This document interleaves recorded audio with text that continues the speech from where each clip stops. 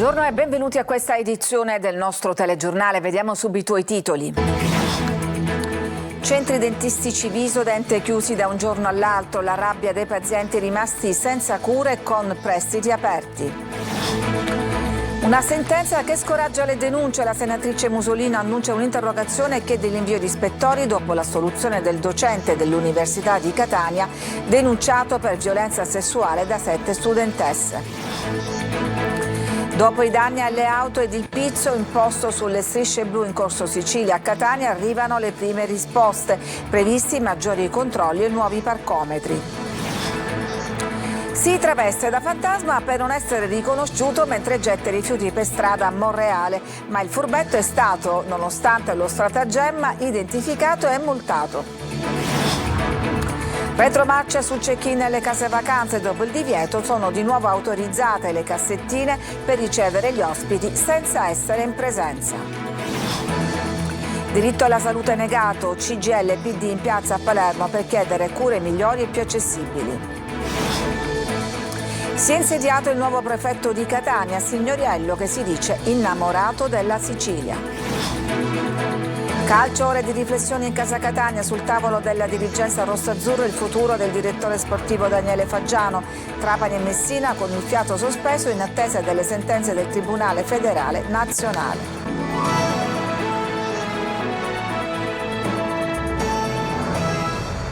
Centri dentistici chiusi da un giorno all'altro. Sono centinaia i pazienti rimasti senza cure e con prestiti aperti con le 7 filiali siciliane di Visodent. La rabbia di assistiti e dipendenti che non hanno avuto più notizie. Desiree Ferlito.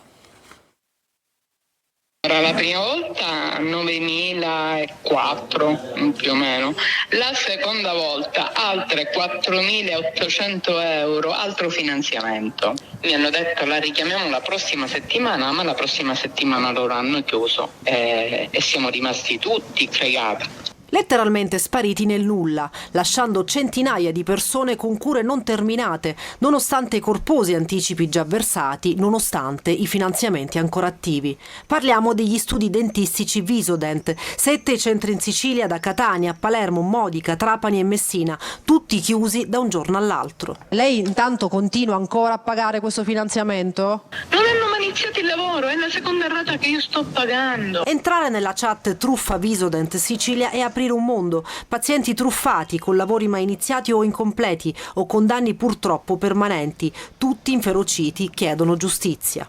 Una volta recatemi in sede mi rendevo conto che la stessa era chiusa da giorni, che quindi ero stata truffata ritrovandomi a dover pagare un finanziamento senza aver mai ottenuto la prestazione desiderata. Protesi provvisorie e finanziamento da estinguere. Quindi prendiamo atto del fatto che questi nottetempo hanno chiuso baracche e burattini e sono fuggiti. Nel gruppo poi anche dipendenti che si sono ritrovati a dover gestire l'ira dei pazienti e con stipendi non pagati. C'è stato un momento in cui io stessa mi sono trovata molto in difficoltà con l'agendare i pazienti, prendere gli appuntamenti successivi, stabilire bene gli interventi da iniziare. Io, non essendo più dipendente appunto della clinica, l'ho trovata chiusa con tantissime scritte. Sono andata a parlare con un vicino che addirittura mi ha detto di scappare immediatamente perché sarei stata linciata dai pazienti, i quali non sono neanche stati avvisati che le cliniche erano chiuse. Questa è la sede di Via D'Annunzio. Sulle vetrine qualcuno ha scritto "Occhio, sono truffatori".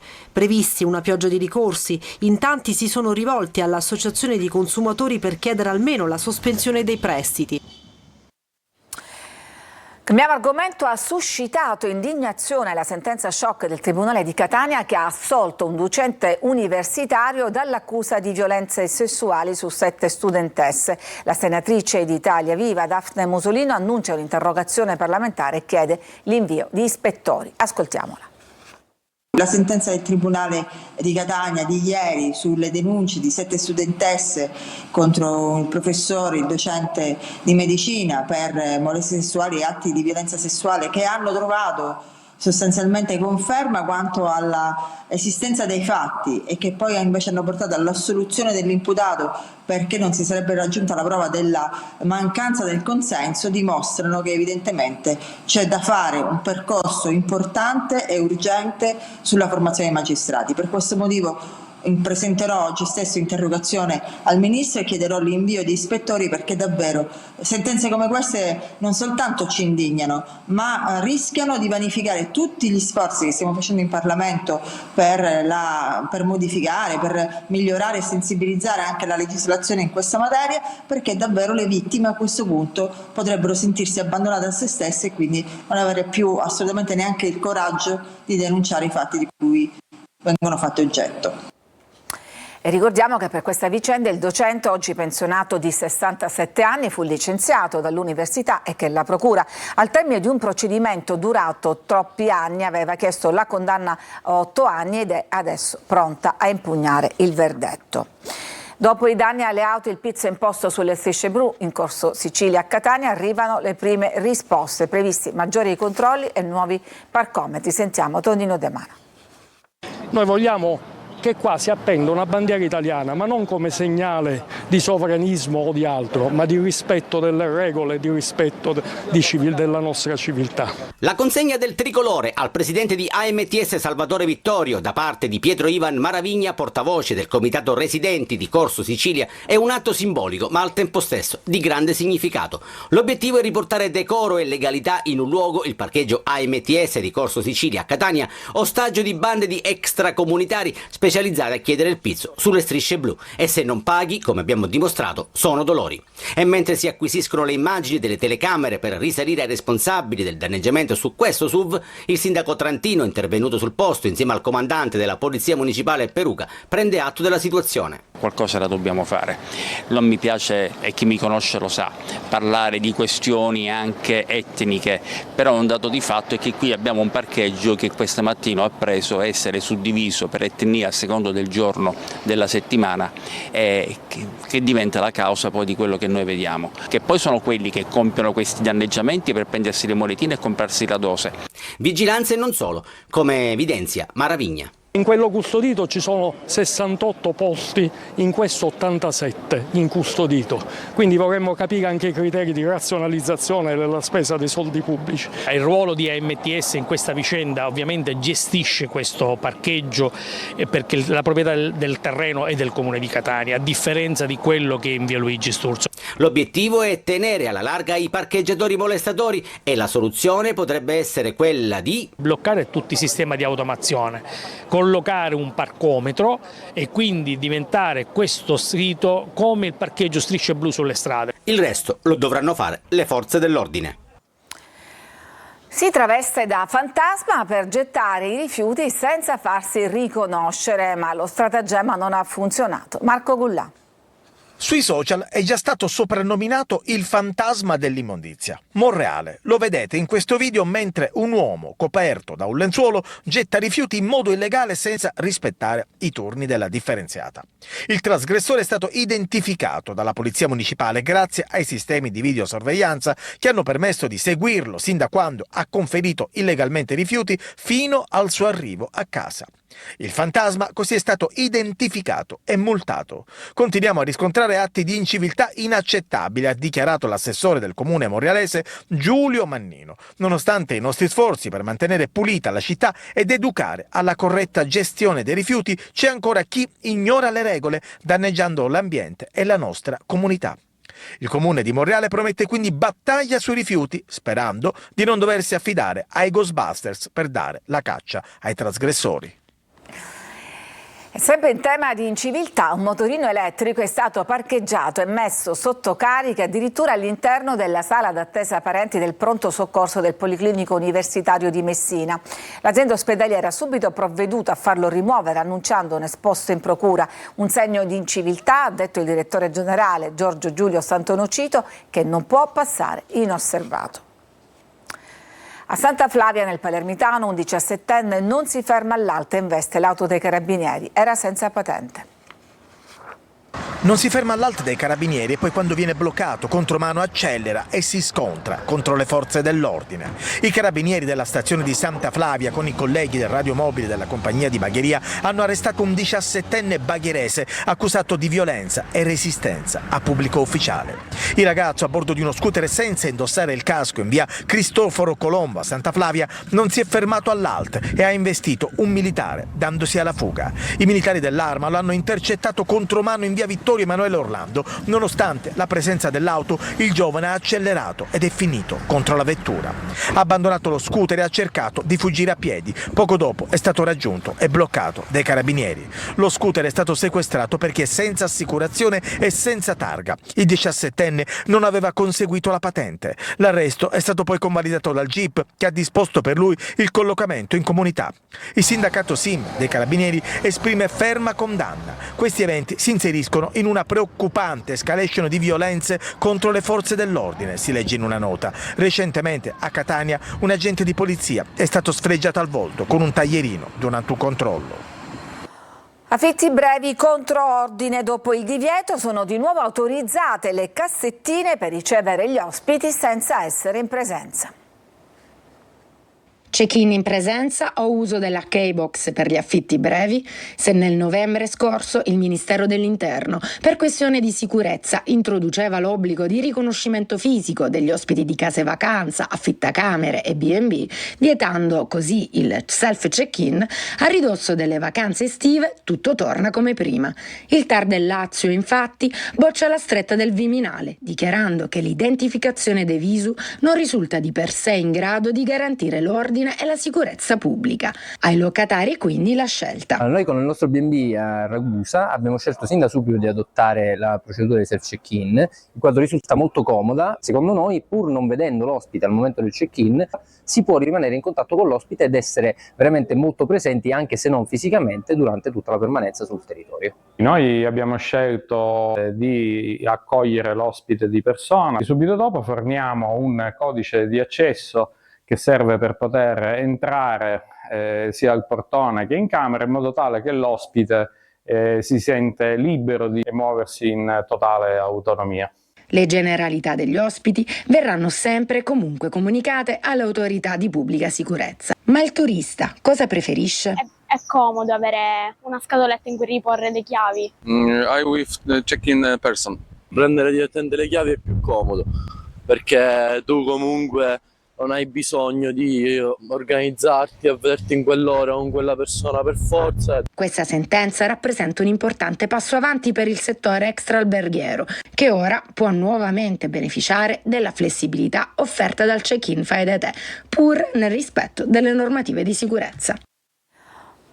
A processo l'equipaggio della nave della ONG Mare Ionio, l'accusa a favoreggiamento dell'immigrazione clandestina con l'aggravante da dimostrare di avere tratto profitto. Era settembre del 2020 quando 27 naufraghi della nave cargo danese Tian Marsk furono trasbordati sulla nave umanitaria Mare Ionio, che li fece poi sbarcare a Pozzallo. 2 mesi dopo, la società armatrice danese versò 125.000 euro all'armatrice della Mare Ionio.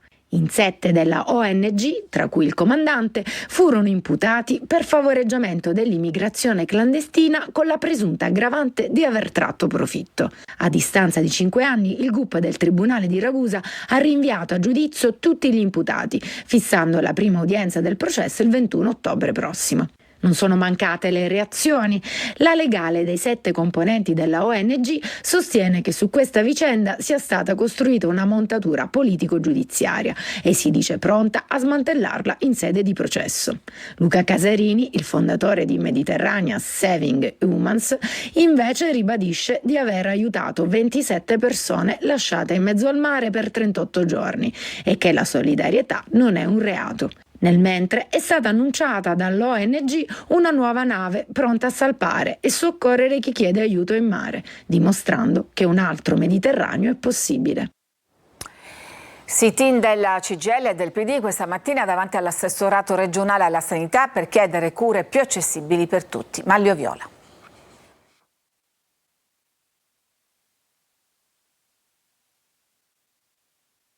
Nell'erogazione dei livelli essenziali di assistenza, i cosiddetti LEA, la Sicilia è tra le ultime regioni d'Italia e non raggiunge la soglia della sufficienza nell'area della prevenzione e in quella distrettuale. Lo si scopre dal monitoraggio del Ministero della Salute attraverso gli indicatori core del nuovo sistema di garanzia per l'anno 2023 che sono stati aggiornati ad aprile del 2025. Dunque la sanità siciliana è in coda al sistema paese. A fronte di ciò in Sicilia c'è una carenza di personale nel sistema sanitario di circa 16.000 unità. Per questo oggi CGIL e PD hanno inscenato un sit-in davanti all'assessorato regionale per chiedere una sanità migliore che rispetti i livelli essenziali di assistenza, che abbatta drasticamente le liste d'attesa, che paghi gli operatori del sistema. Siamo ancora privi di un piano della rete ospedaliera che doveva già essere pronta alla fine dello scorso anno. Non si stanno affrontando le lunghe liste d'attesa, non c'è una risposta rispetto alla difficoltà e alla sofferenza del pronto soccorso, e poi c'è tutto il tema del personale. Di fronte a queste 4 questioni il governo della regione già da un anno ci dice di settimana in settimana che assumerà questo come elemento prioritario, invece purtroppo ad oggi, dopo un anno, nessun tipo di risposta è arrivata. Tutto questo naturalmente non è accettato. Per parte sua la Regione non si tira indietro. L'assessorato della salute, si legge in una nota, sta recuperando le risorse necessarie per colmare un vuoto finanziario ereditato e mantenere così un rapporto stabile e trasparente con tutte le componenti del sistema sanitario regionale.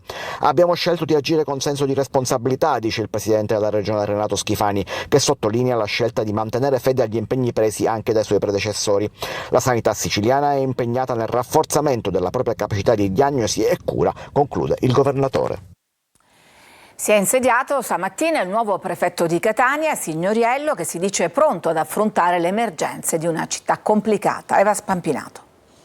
Io sono romanticamente innamorato della Sicilia e quindi insomma mi innamorerò a poco anche di Catania, ne sono sicuro. Pietro Signoriello guarda con romanticismo alla nuova città che è impegnato a guidare dalla poltrona di prefetto, ma anche con rigore e programmazione, come ha raccontato questa mattina alla stampa riunita nella sede di Via Prefettura a Catania dopo un lungo incontro con la dirigenza della questura. Credo che comunque in qualche modo il prefetto e tutta la prefettura debba in qualche maniera essere una rete di confluenza di tutta una serie di azioni da parte di altre istituzioni, da parte del contesto del terzo settore, da parte di tutto il mondo che in qualche modo interagisce con il contesto sociale della comunità. In una città segnata da contraddizioni profonde, tra bellezze storiche e piaghe sociali incancrenite, l'insediamento del nuovo prefetto rappresenta più di un semplice cambio istituzionale, è una sfida diretta al cuore delle emergenze che stringono Catania in una morsa.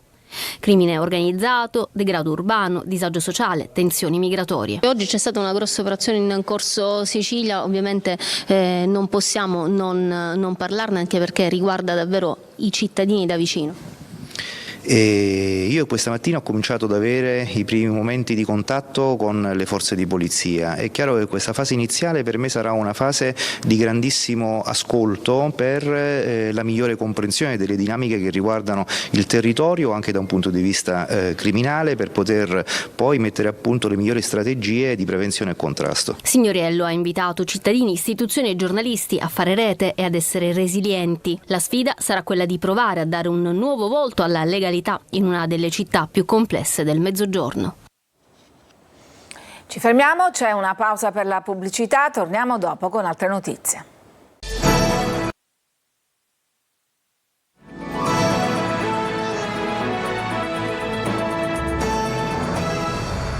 Messina punta a dotare tutte le chiese e luoghi di culto della città di defibrillatori e kit di primo soccorso. Francesco Triolo.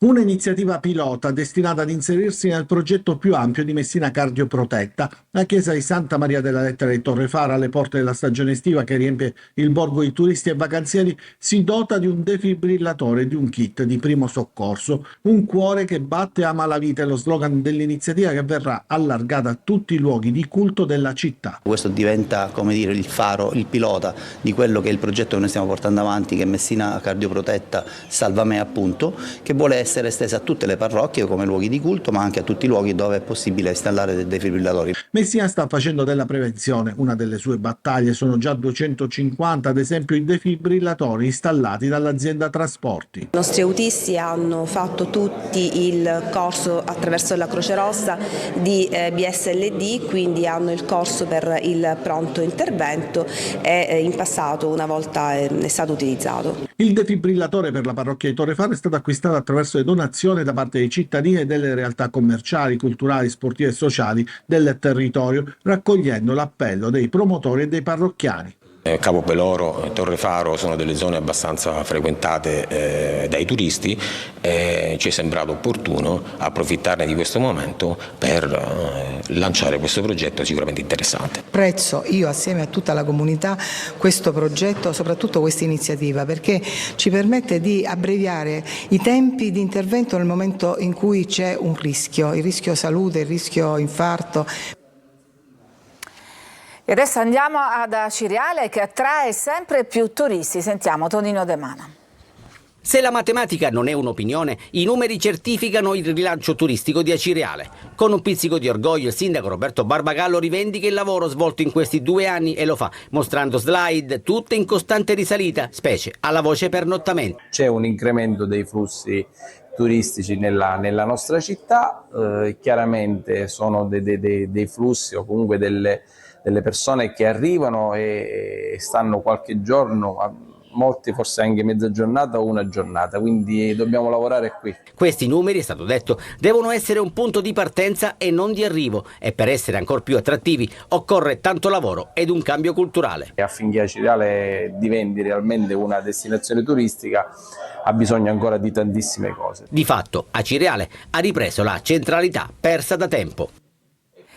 Torna la corsa del ricordo edizione di Catania, domenica 1 giugno, si corre sul lungomare con partenza da Piazza del Tricolore. L'evento è volto a ricordare la tragedia delle foibe e l'esodo forzato delle popolazioni di Fiume, dell'Istria e di Pola alla fine della Seconda Guerra Mondiale. Tra le sue tappe appunto Catania, grazie all'impegno del Comitato Provinciale ASI.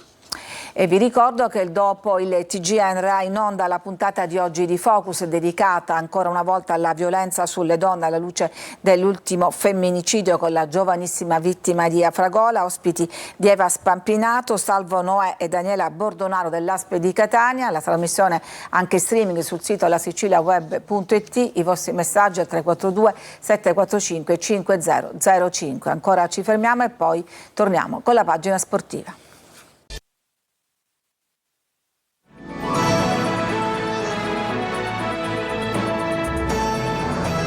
E siamo al calcio, oggi arriveranno le sentenze del Tribunale federale per Trapani e Messina, mentre il Catania attende di conoscere il futuro di Faggiano. Francesco Triolo. È una fase di stand-by, motori spenti, almeno apparentemente in casa Catania.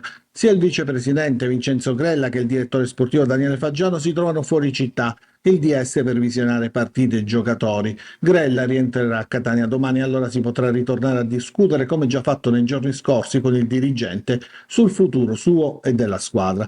Quello di Faggiano è il primo tassello, la prima casella da sistemare per programmare poi la prossima stagione. La seconda è quella dell'allenatore con Mimmo Toscano, che ha ancora un anno di contratto e dovrebbe, a meno di clamorose rotture, rimanere comunque sulla panchina rossa-azzurra.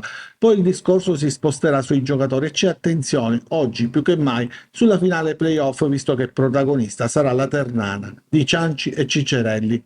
Nel pomeriggio invece sono attesi i verdetti del Tribunale Nazionale Federale sui deferimenti di Messina e Trapani per i mancati pagamenti e per il caso dei crediti di imposta utilizzati per adempiervi. Si va verso una penalizzazione da scontare in questa stagione per i Granata e per il prossimo campionato per entrambe. Siracusa invece è concentrato sulla semifinale di ritorno della pool scudetto contro l'Ospitaletto. Dopo la vittoria 3-2 in casa, la squadra allenata da Turati domenica dovrà difendere il gol di vantaggio nella trasferta in terra bresciana. Ed è tutto per questa edizione, vi lascio adesso al nostro Sicilia 24 Focus, grazie per averci seguito e a tutti una buona giornata.